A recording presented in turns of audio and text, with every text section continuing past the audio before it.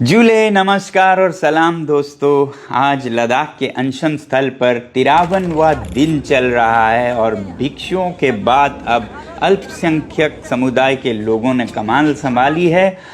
और पिछले अपडेट में मैं आप लोगों को बता रहा था कि सोशल मीडिया पर किस तरह ट्रोल्स हमारे संस्था का यूरोप के डैन चर्चेड से 25 साल पहले लिया गया फंड्स एक देशद्रोही काम की तरह दिखा रहे हैं, जबकि वो था एक गौरव की बात लद्दाख के लिए भी और भारत के लिए भी। इसके बारे में आज बताता हूँ। यूरोप में और ख़ासकर डेनमार्क देश में, जो कि छोटा सा देश है, एक बहुत ही अच्छी प्रथा है। इस प्रथा का नाम है ऑपरेशन डे वर्क। और इस दिन पूरे डेनमार्क के सारे विद्यार्थी बाहर जाते हैं स्कूलों से और काम करते हैं। फिर काम चाहे गाड़ियां साफ करने का हो, रेस्टोरेंट में चाय देने का हो, या फिर म्यूज़िक बजाकर लोगों का दिल बहलाने का हो, जिसके लिए लोग तैयार रहते हैं और उन्हें एक दिन का भाड़ा या वेज देते हैं। और ये जब जमा होता है पूरे डेनमार्क के सारे विद्यार्थियों का, तो ये बन जाता है मिलियंस ऑफ डॉलर्स। और फिर इस पैसे को वो दुनिया के सबसे बेहतरीन किसी भी परियोजना के लिए पुरस्कार की तरह देते हैं।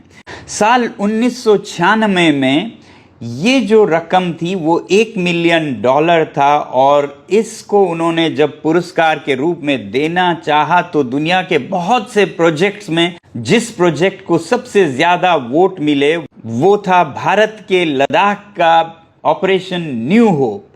इस परियोजना के अंतर्गत सरकार के साथ मिलकर हमारी संस्था ने चलाया एक बहुत बड़ा मुहिम जिसे कहा गया ऑपरेशन न्यू होप। और इसमें सरकारी स्कूलों में बड़ा बदलाव लाया गया सरकार के साथ मिलकर।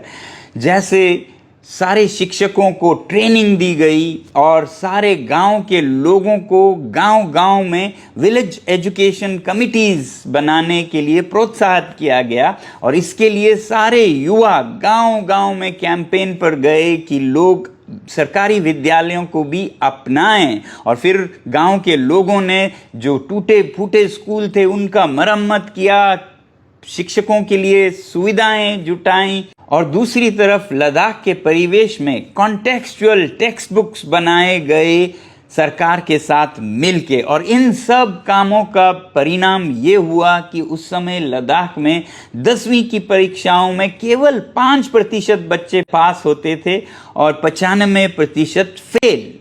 उसके बाद धीरे धीरे ये प्रतिशत बढ़ता 75% पास तक पहुंचा। और ये कमाल था ऑपरेशन न्यू होप, जो कि इन बच्चों ने पैसे इकट्ठा किए थे। अब क्योंकि ये स्कूल के बच्चे हैं तो ये पैसे जमा तो कर सकते हैं, मगर उसका संचालन संभालना उन्हें नहीं आता है। तो ये फिर किसी बड़ों की संस्था को चुनते हैं जिसके ज़रिए ये फंड एक अच्छे से अच्छे प्रोजेक्ट को दिया जाए। उस साल उन्होंने चुना डैन चर्चेड संस्था को, जो कि बहुत ही प्रतिष्ठित संस्था है, एनजीओ है डेनमार्क की। तो उनके ज़रिए आया, मगर ये फंड डैन चर्चेड का नहीं, ये डेनमार्क के सारे बच्चों का मेहनत की कमाई थी, जो कि एक पुरस्कार के रूप में लद्दाख को मिला। तो ये थी कहानी कैसे लद्दाख को डैन चर्चेड की फंडिंग मिली ऑपरेशन डे वर्क के द्वारा।